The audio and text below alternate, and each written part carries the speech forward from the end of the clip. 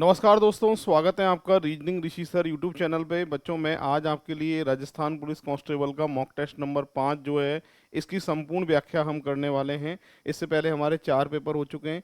ये test series कैसे free of cost provide कर सकते हैं, उसका क्या तरीका है बता देता हूँ। रीजनिंग ऋषि सर नाम से हमारी एप्लीकेशन है, उसे आज ही डाउनलोड करिए। और डाउनलोड करने के बाद फ्री स्टडी मटेरियल में जाना है। वहाँ पर टेस्ट नाम से आपको एक फोल्डर मिलेगा, वहाँ क्लिक करते ही राजस्थान पुलिस के सारे पेपर आ जाएंगे और उसके बाद आप टेस्ट दे सकते हैं। ठीक है, चलिए शुरू कर रहे हैं। फर्स्ट नंबर का एग्जाम्पल ये था, आपसे कह रहा है कि कौन सी संख्या वर्ग, दीर्घवृत्त और त्रिभुज में आती है। तीनों में जो है वो कौन सी संख्या आती है जो तीनों में कॉमन है। एक तो वर्ग, एक दीर्घवृत्त और एक त्रिभुज। तीनों में अगर मैं देख रहा हूं तो मुझे कौन सी संख्या दिखाई दे रही है सर? 7 संख्या ऐसी है जो तीनों में आती है। तो करेक्ट आंसर जो आएगा इसका डी ऑप्शन आएगा। ठीक है, 7 ऐसी संख्या है जो तीनों में ही मौजूद है। बढ़ते हैं आगे।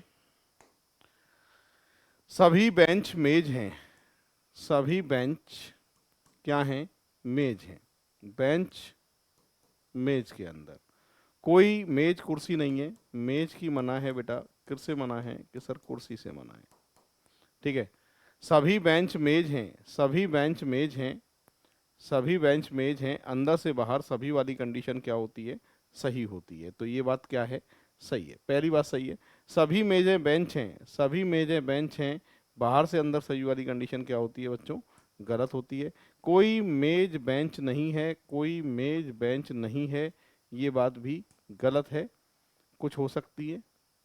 कोई बेंच कुर्सी नहीं है। कोई बेंच कुर्सी नहीं है, ये बात सही है। फर्स्ट और फोर्थ वाला सही है। ऑप्शन की बात करें तो सी ऑप्शन यहाँ पे आपको सही आंसर दे के आना पड़ेगा। अब बढ़ते हैं बच्चों आगे। अगला एग्जाम्पल आपके सामने है। क्या लिखा है देखें। यहाँ पर लिखा है 5 व्यक्ति हैं, समूह में टेनिस खेलता है। समूह में एक टेनिस खेलता है, एक शतरंज खेलता है, एक हॉकी खेलता है। ठीक है, नाम लिख लेते हैं कि सर ABCD और E। ठीक है भाई। और एक मेल फीमेल महिला पुरुष दिया होता है, मेल फीमेल की लिस्ट बनती है। और एक है बेटा ये खिलाड़ी, खेलने वाले खिलाड़ी। इसको आपको अरेंज करना है। पजल से रिलेटेड एग्जांपल है। क्या लिखा है कि कह रहा है कि ए और डी अविवाहित महिला हैं। ए और डी जो हैं वो कैसी महिला हैं? अविवाहित महिला हैं। और वे कोई खेल नहीं खेलती हैं, तो बेटा इन पे क्रॉस आ गया। आगे लिखा है उनके बीच एक दंपत्ति भी है जिसमें ई पति है। ई पति है मतलब मेल है। और आगे लिखा है ई पति है सी का। ई पति है किसका? सी का। ई पति है सी का। तो ठीक है, सी फीमेल हो गई, ये पति पत्नी हो गए। आगे लिखा है कोई भी महिला शतरंज हॉकी नहीं खेलती है, तो तीन ही खेलते बेटा, टेनिस खेलेगी। ठीक है, बी भाई है सी का। बी भाई है सी का मतलब मेल है। बी भाई है सी का, ना तो शतरंज खेलता है और ना हॉकी खेलता है। शतरंज ना तो टेनिस खेलता है, ना ही हॉकी खेलता है। नहीं, हॉकी तो खेलता है। दोबारा देख लेते हैं। बी भाई है सी का और ना तो टेनिस खेलता है ना ही शतरंज खेलता है, तो हॉकी खेलेगा ये शतरंज। क्या पूछ रहा है? हॉकी कौन खेलता है? बी खेलता है हॉकी। ऑप्शन सी जो है इसका सही आंसर माना जाएगा। इस तरीके से जो है ये सॉल्व होगा। ठीक है भाई, अब बढ़ते हैं बच्चों आगे। यहाँ पर लिखा है 6 से 7 के बीच में किस समय पर घड़ी की दोनों सुइयां एक साथ होंगी। एक साथ का मतलब होता है ओवरलैपिंग, अतिव्यापन। अतिव्यापन के लिए क्या होता है? 60/11 गुणा समय। और समय हमेशा पहले वाला होता है। पहले वाला कितना है बेटा यहाँ पे? 6। सॉल्व करें। 360/11, 11×3 = 33,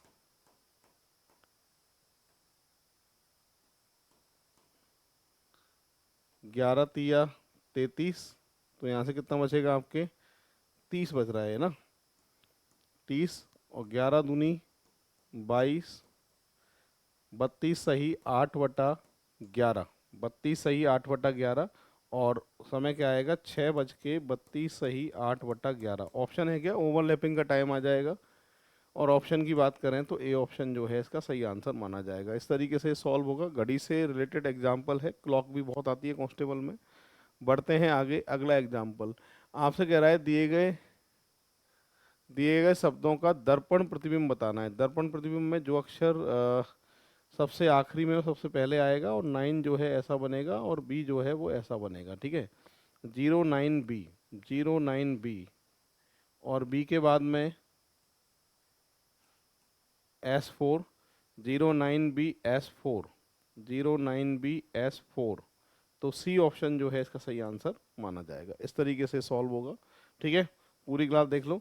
09B S4, फिर 1, फिर जे, फिर आर, बिल्कुल सही है। बढ़ते हैं आगे। यहाँ 6 नंबर का एग्जाम्पल है, ये लॉजिकल रीजनिंग का एग्जाम्पल है और जिसमें से कथन निष्कर्ष का एग्जाम्पल है। तनाव शारीरिक तथा मानसिक स्वास्थ्य के लिए हानिकारक होता है। बात भी सही है भाई, टेंशन जो है मानसिक और शारीरिक स्वास्थ्य के लिए हानिकारक है। टेंशन नहीं करना चाहिए इंसान को। पहला, स्वस्थ रहने के लिए व्यक्ति को तनाव मुक्त होना चाहिए। यस, ये बात बिल्कुल करेक्ट है। दूसरा, मानसिक स्वास्थ्य व्यक्ति द्वारा अनुभव किए गए तनाव पर निर्भर करता है। ये बात भी सही है। बात तो छोटी सी है और टेंशन ले लेते हैं बहुत बड़ी, उस पर भी डिपेंड करता है। तो दोनों ही बातें क्या हैं निष्कर्ष की, सही हैं। और ऑप्शन की बात करें तो डी ऑप्शन जो है इसका सही आंसर माना जाएगा। इस तरीके से ये सॉल्व होगा। बढ़ते हैं आगे। आपसे कह रहा है कि 4 में से 3 किसी प्रकार समान हैं जिनका समूह बनता है, वह कौन सा है जो समूह से संबंधित नहीं है, उसको आपको देखना है। यहाँ पर देखें, जनवरी, जुलाई, अगस्त 31 दिन के महीने, जबकि जून जो है वो 30 दिनों का महीना है, इसलिए ग्रुप से अलग माना जाता है। बी ऑप्शन, बी ऑप्शन जो है इसका सही आंसर होगा। बढ़ते हैं नेक्स्ट। यहाँ से बात करें, LMN लगातार हैं, OPQ लगातार हैं, और VWX लगातार हैं, ग्रुप से अलग कौन सा है? सी, सी ऑप्शन जो है ग्रुप से अलग माना जाएगा। यहाँ पर कह रहा है कि अलग को चुनिए। अब इसमें 3 का ग्रुप बनेगा, एक को अलग करना है। अलग कौन सा है वो देखना है। इन सभी में 7 का भाग जाएगा, इन सभी में 7 से विभाजित है, ये सभी 7 से विभाजित हैं, पर ये संख्या ऐसी है जो 7 से विभाजित नहीं है, इसलिए ग्रुप से अलग जो माना जाएगा वो कौन सा ऑप्शन माना जाएगा? बी ऑप्शन इसका सही आंसर आने वाला है, ठीक है। बढ़ते हैं आगे। ये सीरीज वाला एग्जाम्पल है, सीरीज को सॉल्व करना है, अगला पद बताना है क्या आने वाला है। यहाँ से अगर मैं जेड से डब्लू की बात करता हूँ, -3 है, ये भी -3 है, -3 है, तो -3 से n आएगा। यहाँ से देख रहा हूँ +3 है, ये भी +3 है, +3 है, और +3 से m आएगा। नंबर सीरीज को मुझे सॉल्व करना है बच्चों।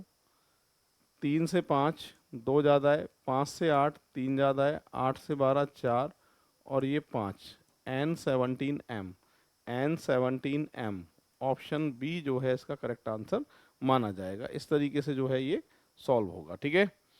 अब बढ़ते हैं आगे। अगला एग्जाम्पल भी जो है वो सीरीज से ही है। इस सीरीज को आपको सॉल्व करना है और देखना है क्या आंसर आएगा। इसको अगर मैं देख रहा हूँ बच्चों, तो यहाँ से देख रहा हूँ तो ये +2 है ना, यहाँ से भी सर ये +2 है, यहाँ से भी +2 की सीरीज है, और यहाँ +2 अगर मैं करता हूँ तो y आने वाला है। यहाँ से ये -1 है, यहाँ से ये -1 है, यहाँ से -1 है, यहाँ से -1 है, b आएगा। नंबर सीरीज को सॉल्व करना है आपको, यानी आपको ये देखना है कि 1 से 2 कैसे आया, 2 से 6 कैसे आया, 6 से 21 कैसे आया, उसी क्रम में आंसर कैसे आया, ये आपको पता करना है। तो यहाँ पे अगर 1 का 1 से गुणा करूँ और 1 जोड़ूँ तो 2 आएगा, ठीक है। 1 का 1 से गुणा करूं और 1 जोड़ूं तो 2 आएगा। 2 का 2 से गुणा करूं और 2 जोड़ूं तो 6 आएगा। 6 का 3 से गुणा करके 3 जोड़ रहा हूं तो 21 आएगा। 4 से गुणा करके 4 जोड़ रहा हूं तो 88 आएगा। Y88B ऑप्शन की बात करें तो बी ऑप्शन जो है इसका सही आंसर माना जाएगा। इस तरीके से सॉल्व होगा बच्चों। पूरी क्लास एक बार देख लो। बढ़ते हैं आगे। ये मिसिंग नंबर का एग्जाम्पल है, इसको आपको सॉल्व करना है। यहाँ से अगर देखें मैं 23 गुणा 4 करता हूँ तो 92 आता है। 11 गुणा 8 करें तो 88 आता है। माइनस करें तो 4 आता है, बीच में 4 लिखा है इसके, ठीक है। सेकंड वाले का देखते हैं। 4 का 8 से मल्टीप्लाई करूँ 32 आता है। 3 का 5 से मल्टीप्लाई करूँ 15 आता है। माइनस कर दिया जाए तो 17 बीच में लिखा है। 8 का 6 से मल्टीप्लाई किया जाए 48 आएगा। 5 का 7 से मल्टीप्लाई किया जाए 35 आएगा, माइनस कर दिया जाए तो कितना आएगा, 13 आएगा। ऑप्शन की बात करें तो बी ऑप्शन सही आंसर होने वाला है। इस तरीके से बच्चों ये सॉल्व होगा, ठीक है। 8×48, 7×35 और माइनस कर दिया जाए तो 13 आंसर इसका होने वाला है। बढ़ते हैं दोस्तों नेक्स्ट एग्जाम्पल की तरफ। अगला एग्जाम्पल आपके सामने 13 नंबर का है। एक घन जिसकी 6 फलक हैं, 6 विभिन्न रंगों से रंगी गई है, ठीक है। तो एक क्यूब बना लेते हैं हम, और 6 भुजाओं पे इसके अलग अलग रंग होंगे।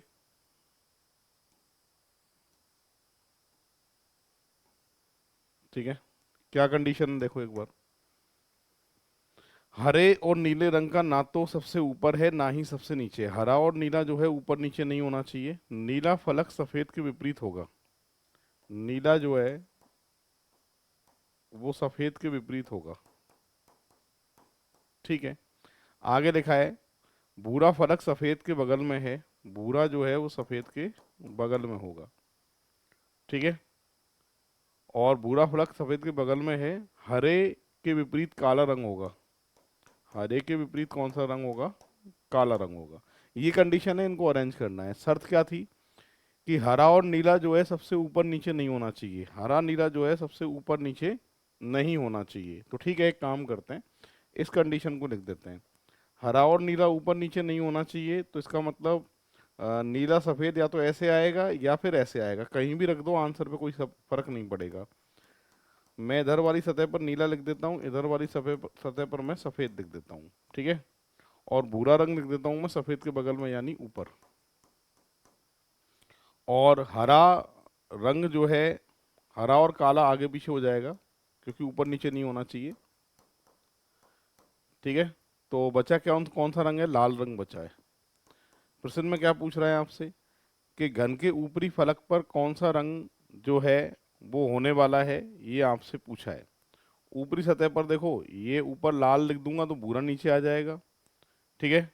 तो लाल या फिर भूरा, तो ये ऑप्शन की बात करूं तो डी ऑप्शन जो है इसका सही आंसर माना जाएगा। कंडीशन चेंज हो जाएगी, लाल रंग ऊपर चला जाएगा। तो यहाँ पर ऑप्शन की बात करें, या तो लाल हो सकता है या फिर भूरा हो सकता है। ये जो है इसका सही आंसर होगा। अब बढ़ते हैं बच्चों आगे। ये 13 हो गए हैं। 14 नंबर का एग्जाम्पल है। पूरी क्लास एक बार पढ़ लीजिए क्या लिखा है, उसके बाद सॉल्व करते हैं इसको, है ना। पूरी क्लास पढ़ो क्या लिखा है। अखिल, नीलेश, दीपक, बब्बन और चंदू एक खेल के मैदान पर उत्तर की दिशा की ओर मुख करके खड़े हैं। नीलेश बब्बन से 60 मीटर दाईं ओर है। ठीक है भाई, ये कौन है, बब्बन के दाईं ओर 60, क्या नाम है इसका, नीलेश, ठीक है। आगे अखिल दीपक के दक्षिण की ओर 80। अखिल दीपक अभी है नहीं, बाद में लेंगे। नीलेश अखिल से पश्चिम में 40। नीलेश अखिल के पश्चिम में 40।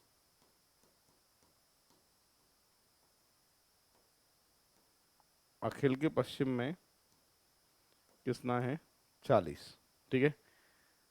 नीलेश अखिल से पश्चिम में 40 मीटर की दूरी पर खड़ा है। नीलेश के बाईं ओर खड़े व्यक्ति, अब एक लाइन छोड़ी थी मैंने, अखिल दीपक के दक्षिण में, दीपक के दक्षिण में, अखिल दीपक के दक्षिण में, और कितना है, 80 है। आपसे प्रश्न पूछा है नीलेश के बाईं ओर खड़े यानी बब्बन के उत्तर पूर्व दिशा में कौन है। यहां से नॉर्थ ईस्ट, उत्तर पूर्व में कौन है भाई, दीपक है। बी ऑप्शन जो है इसका सही आंसर माना जाएगा। इस तरीके से ये सॉल्व होगा। पूरी क्लास देख लो, 14 हो चुके हैं। 15 की बात करें, बीना का जन्म अपने पिता के विवाह के 4 वर्ष बाद हुआ है, ठीक है। बीना के जो है माँ और पिता के 4 साल बाद पैदा हुई है बीना। शादी, शादी के 4 साल बाद हुई है बीना पैदा, ठीक है। आगे लिखा है कि उनकी माता की आयु उसके पिता से 3 वर्ष कम है। माता जो है पिता से 3 वर्ष छोटी है, ठीक है।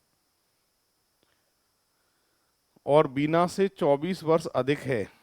बीना से 24 साल बड़ी है। यानी बीना से 24 साल बड़ी है माँ, तो ये कह सकते हैं कि यहाँ देखो, बीना से 24 साल बड़ी है, यानी जब बीना पैदा हुई थी तो माँ जो थी वो 24 साल की थी। अब माँ, बीना की जो माँ है, बीना की जो माँ है शादी के समय 20 साल की होगी, क्योंकि 4 साल बाद बीना पैदा हुई है। बीना की आयु से देख रहे हो तो 24 साल बड़ी है बीना की माँ। और बीना की जब माँ की शादी हुई होगी तो बीना की माँ की जो आयु थी वो 20 साल थी। और माँ जो है पिता से 3 वर्ष छोटी है, तो इसका मतलब बीना के पिता की आयु, बीना के पिता की आयु 3 साल अधिक है, इसका मतलब 23 साल है। प्रश्न क्या पूछ रहा है आपसे? बीना का पिता की आयु क्या थी? 23 साल थी भाई, विवाह के समय। ठीक है, तो ये क्लियर हो गया है, ये सॉल्व हो गया है। पूरी क्लास देख लीजिए, यही पूछा है। जिसकी आयु 13 वर्ष है, जिसकी आयु 13 वर्ष है, किसकी आयु 13 वर्ष है? बीना की आयु 13 वर्ष है। ठीक है, किस आयु वर्ष में बीना का पिता का विवाह हुआ था? तो 23 साल में पापा की शादी हुई थी बीना की, और मम्मी जो थी वो 20 साल की थी। 16वां नंबर है, इंग्लिश अल्फाबेट के ऊपर आधारित है, अंग्रेजी वर्णमाला पे। लाइन से लिख रहा हूं मैं।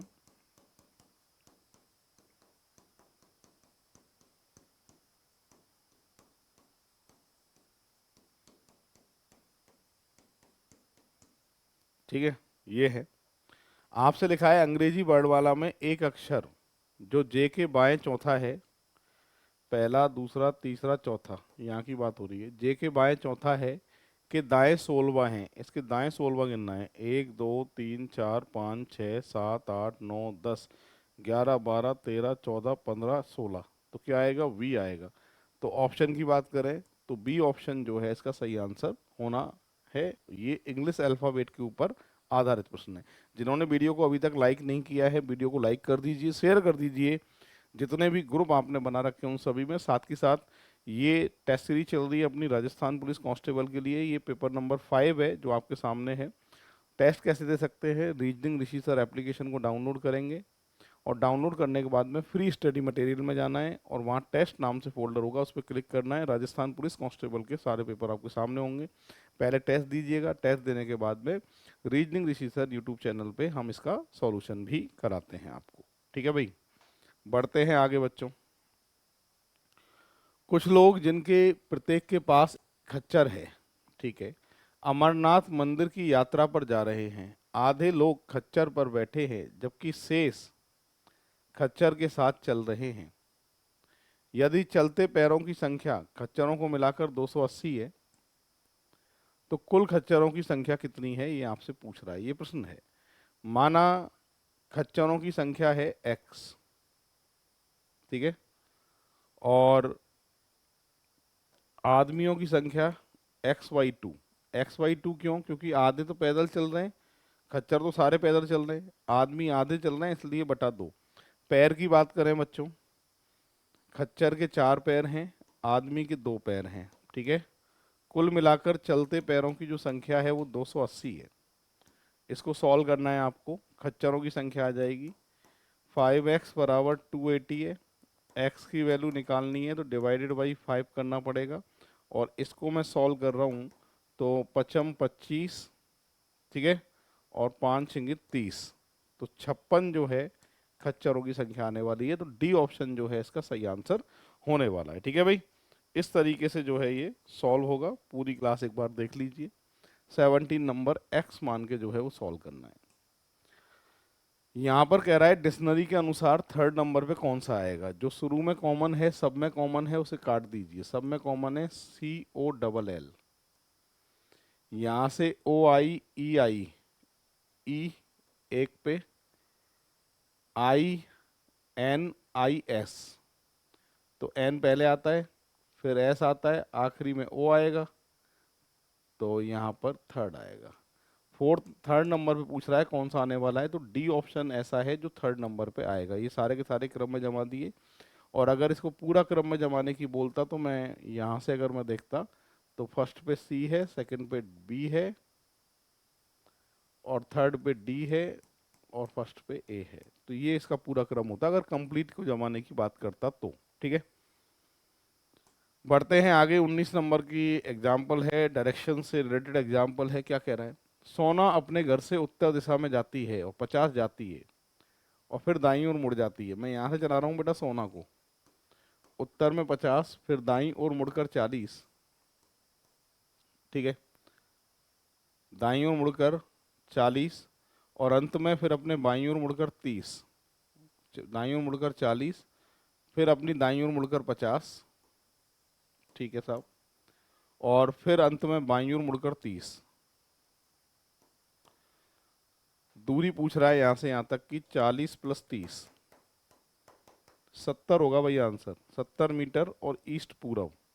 ऑप्शन डी जो है इसका सही आंसर होने वाला है। ठीक है, इस तरीके से जो है ये सॉल्व होगा। अब बढ़ते हैं नेक्स्ट एग्जाम्पल की तरफ, 20वें नंबर के एग्जाम्पल की तरफ। 20 नंबर का एग्जाम्पल आ रहा है बोर्ड पर, देखिए एक बार सॉल्व करते हैं इसको। महिला की ओर इशारा करते हुए निहाल ने नेहा से कहा। कहने वाला कौन था? नेहाल नेहा से कह रहा था, महिला की ओर इशारा कर रहा था। ठीक है भाई, कहा कि मेरी पत्नी के भाई की एकमात्र बहन, मेरी पत्नी के भाई की इकलौती बहन, इकलौती बहन इस महिला के भाई की भाभी है। इस महिला का जो भाई है, और भाई की कौन है? ये भाभी है। ठीक है, उस महिला का पति, महिला का पति ये रहा, निहाल से किस प्रकार संबंधित है? एरो एक ही डायरेक्शन में करने हैं आपको, ये बात तो जानते हो। तो जब ये भाभी है तो ये इसका देवर होगा बेटा, भाभी पे कट। भाई है तो इसकी बहन होगी ये। अपने आप को निहाल पे मान लीजिए, मैं आपको रिश्ते में लेके आ रहा हूँ पूरी क्लास को। ठीक है, देखो, नेहाल की पत्नी, पत्नी का जो भाई है वो कौन होता है? साला। साला की इकलौती बहन नेहाल की पत्नी, पत्नी का देवर नेहाल का भाई, भाई की बहन नेहाल की बहन, बहन का पति जीजा। तो महिला का पति नेहाल का कौन है? जीजा। जीजा को क्या बोलते हैं अपन? बहनोई बोलते हैं, इसलिए आंसर आएगा बहनोई। ठीक है, ये इसका करेक्ट आंसर है। ये कोडिंग डिकोडिंग से रिलेटेड एग्जाम्पल पूछ लिया है, इसको भी हम सॉल्व करेंगे, देख लीजिए।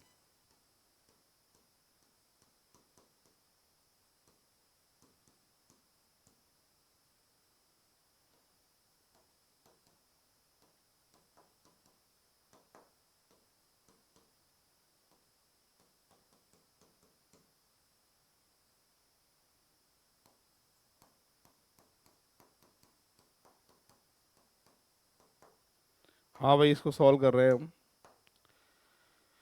यहाँ से अगर आप सीरीज की बात करें तो क्या सीरीज चल रही है वो देख लेते हैं। यहाँ से क्रम अगर देखता हूँ तो ये -1 है, ये -2 है, -1, फिर -2, फिर -1। इसमें भी देखो, -1, -2, -1, -2, -1, -2।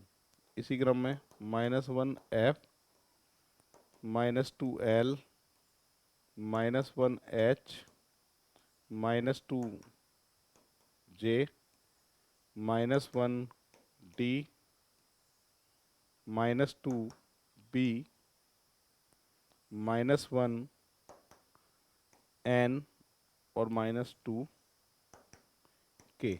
ये आंसर आना चाहिए। ठीक है, ऑप्शन है क्या ऐसा?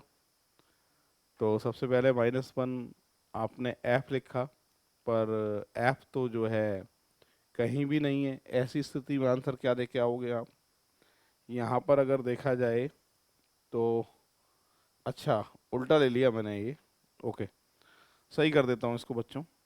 लास्ट टू वन से नहीं, 1 to 1 से कोडिंग चल रही थी, मैंने यहाँ लास्ट टू वन से निकाल दिया है, तो इसको मैं सही कर देता हूँ। ठीक है, अब आएगा सही आंसर, देखो, -1 से L, -2 से M, -1 से C, -2 से C, -1 से K, -2 से G, -1, -2, ये आंसर है।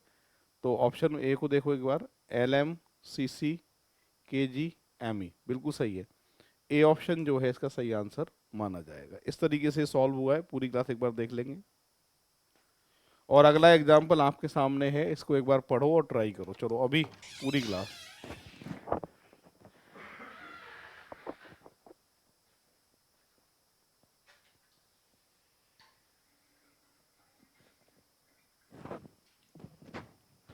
एक बार अपने हिसाब से ट्राई करो और फिर देखते हैं कितने लोग सॉल्व कर सकते हैं। यहाँ पर लिखा है कि गुमरन जो है उत्तर पश्चिम दिशा में चलना प्रारंभ करती है। यहीं से चला लेते हैं। उत्तर पश्चिम में चलना शुरू करती है, 14 जाती है। उसके बाद में फिर ईस्ट पूरब में जाती है, 28 जाती है। फिर यहाँ से बच्चों दक्षिण पूरब में जाती है, 14। उसके बाद में ईस्ट पूरब में जाती है, 8। ठीक है, यहाँ से यहाँ तक की दूरी पूछ रहा है। 28 + 8, 8 दूनी 16, तो 36 जो है इसका सही आंसर होगा। इस तरीके से सॉल्व होगा, पूरी क्लास देख लो एक बार। बढ़ते हैं दोस्तों नेक्स्ट एग्जाम्पल की तरफ। अगला एग्जाम्पल आपके सामने आ रहा है, ये सिलोजिज्म से एग्जाम्पल पूछा गया है। क्या कह रहा है सुनिए। आपसे कह रहा है सभी फसलें बीज हैं। सभी फसलें क्या हैं कि सर बीज हैं। फिर कह रहा है कोई भी बीज पौधा नहीं है। बीज की मना है बेटा किससे, पौधे से। फिर कह रहा है कोई भी पौधा फूल नहीं है। पौधे की भी मना है, फूल से मना है। ठीक है, ये कुछ बीज फसल हैं, कुछ बीज फसल हैं, ये वाली बात तो क्या है, सही है। कोई भी फसल फूल नहीं है। फसल और फूल की स्थिति क्लियर नहीं है, और जिसकी स्थिति क्लियर नहीं होती है वो सही नहीं होता है। कोई भी फसल पौधा नहीं है, कोई भी फसल पौधा नहीं है, ये बात सही है, क्योंकि पौधा बीज नहीं है तो फसल भी पौधा नहीं है। तो ये बात क्या है, थर्ड वाली सही है। कोई भी फूल बीज नहीं है, फूल और बीज की स्थिति क्लियर नहीं है, इस कारण से ये वाली बात क्या है, गलत है। फर्स्ट और थर्ड वाला सही है। ऑप्शन की बात करूं तो सी ऑप्शन जो है आपका सही आंसर होने वाला है। इस तरीके से ये सॉल्व होगा। ठीक है, अब बढ़ते हैं आगे नेक्स्ट 24 की तरफ। यहाँ लिखा है सतीश ने रविवार को पुस्तक पढ़ी है। सतीश ने कोई पुस्तक रविवार को पढ़ी है। ठीक है, सुधा ने वह पुस्तक अनिल से एक दिन पहले पढ़ी है। सुधा ने वह पुस्तक अनिल से एक दिन पहले, ठीक है, लेकिन सतीश के 4 दिन बाद पढ़ी है। 1, 2, 3, 4, रवि सोम मंगल बुध। सुधा पढ़ती है गुरुवार को, और अनिल कब पढ़ेगा बेटा, शुक्रवार को। तो आपसे ये पूछा है अनिल ने वह पुस्तक कब पढ़ी है, तो सही आंसर आएगा फ्राइडे, शुक्रवार। एक बार देख लीजिए पूरी क्लास, इस तरीके से ये सॉल्व हुआ है। ठीक है, वापस देख लो। सतीश ने रविवार को पुस्तक पढ़ी है। सुधा ने वह पुस्तक अनिल से एक दिन पहले, ठीक है, लेकिन सतीश से 4 दिन बाद पढ़ी है। तो सतीश पढ़ता है रविवार को, तो सोम मंगल बुध। सुधा पढ़ेगी गुरु, और अनिल पढ़ेगा कब, शुक्रवार को। तो करेक्ट आंसर जो आने वाला है वो कौन सा आने वाला है, फ्राइडे, शुक्रवार। इस तरीके से जो है ये सॉल्व होगा। अब बढ़ते हैं अगले एग्जाम्पल की तरफ। 10 लड़के एक कतार में एक ही दिशा की ओर मुख करके खड़े हैं। ठीक है,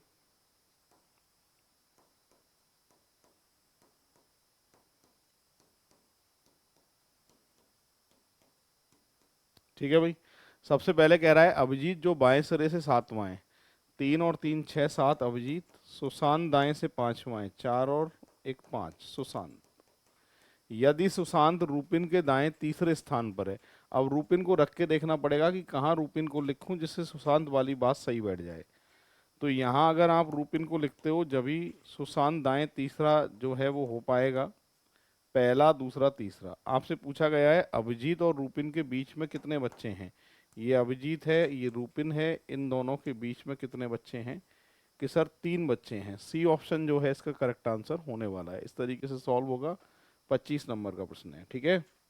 अब बढ़ते हैं आगे। सेवा विवाह से ऊंचा है। सेवा जो है किससे ऊंचा है, विवाह से ऊंचा है। सेवा विवाह से ऊंचा है किंतु देवा से छोटा है। देवा और बड़ा है। आगे लिखा है और विवाह ठीक मनी जितना ऊंचा है। विवाह और मनी जो है बच्चों बराबर के हैं, ठीक है, किंतु वसुधा से ऊंचा है। ये आ गई वसुधा। आपसे पूछ रहा है तो मनी के लिए कौन सी बात सही है। क्या मनी देवा से ऊंची है, नहीं। सेवा से छोटी है money, yes sir. B option जो है इसका सही आंसर माना जाएगा। इस तरीके से ये सॉल्व हो रहा है, ठीक है। अब बढ़ते हैं आगे। ये मैथमेटिकली ऑपरेशन का एग्जाम्पल है। डिवाइड का है, प्लस माइनस का है डिवाइड, इसका है माइनस और इसका है मल्टीप्लाई। वैल्यू जो है पुट करनी है इसमें। 36 मल्टीप्लाई का अर्थ है माइनस, माइनस का अर्थ है डिवाइड, मल्टीप्लाई का अर्थ है माइनस,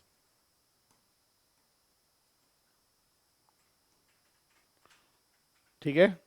और 4 प्लस का मतलब क्या है बच्चों, प्लस का है मल्टीप्लाई, मल्टीप्लाई का है माइनस, प्लस का क्या दे रखा है कि सर मल्टीप्लाई, और डिवाइड का दे रखा है बेटा प्लस। इसको कैलकुलेट करना है और आंसर आपको निकालना है। सबसे पहले ऊपर जो वैल्यू आ रही है उसको देख लेते हैं एक बार हम। 36 में से 4 गए तो 32 भाग 8 माइनस 4, तो 8 चौक 32, 4 में से 4 गए तो 0। जब ऊपर 0 आएगा तो नीचे सॉल्व करने की जरूरत ही नहीं है। क्यों, क्योंकि 0 में किसी भी संख्या का भाग लगाएं तो उत्तर भी क्या आने वाला है कि सर 0 ही आने वाला है। तो ऑप्शन आएगा 0, आंसर आएगा डी ऑप्शन। इस तरीके से ये सॉल्व हो रहा है। 27 नंबर का प्रश्न है। एक व्यक्ति दीप्ति के घर एक व्यक्ति दीप्ति के घर जाता है जो सरयू की पड़ोसन है, जिसकी पुत्री का नाम नित्या है। श्रीनिवास साईं के पिता हैं। यहीं से शुरुआत करते हैं। श्रीनिवास साईं के पिता हैं। श्रीनिवास साईं के पिता हैं, ठीक है। और उनका विवाह पद्मा से हुआ है। उनका किनका, श्रीनिवास का विवाह पद्मा के साथ हुआ है। तो ठीक है, यहां लिखते हैं अपन पद्मा। आगे लिखा है जिसकी बहन पर पद्मा की बहन सरयू है, इसकी बहन का नाम है सरयू। श्रीनिवास की एकमात्र पुत्री, श्रीनिवास की एकमात्र पुत्री, ये रही श्रीनिवास की एकमात्र पुत्री, श्रीनिवास की एकमात्र पुत्री, सरयू की मां के एकमात्र पुत्र, सरयू की मां। तो ये दोनों लड़की जो हैं इसकी हैं, इसका एकमात्र पुत्र, इसका एकमात्र पुत्र से किस प्रकार संबंधित है। ये जो है इसकी कौन लगेगी, ये मामा है, क्योंकि मम्मी का भाई है मामा, तो इसकी कौन लगेगी, भांजी। तो करेक्ट आंसर जो आएगा वो बी ऑप्शन आएगा। फिलहाल इस तरीके से सॉल्व होगा। ब्लड रिलेशन का बहुत बढ़िया एग्जाम्पल था ये। आंसर आएगा इसका भांजी।